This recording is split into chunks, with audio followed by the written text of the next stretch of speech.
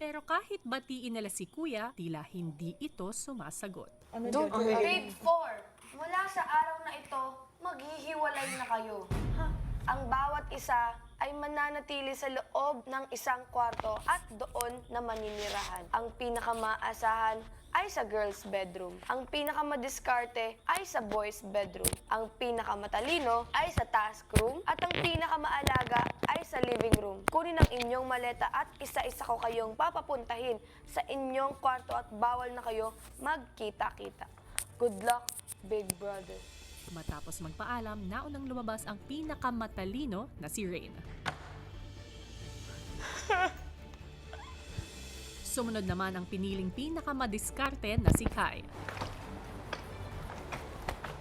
How nice. Dito na ako maninirahan. Sunod ang piniling pinakamaalaga na si Colette. Oh, ganda. Ang laki ng pesto ko.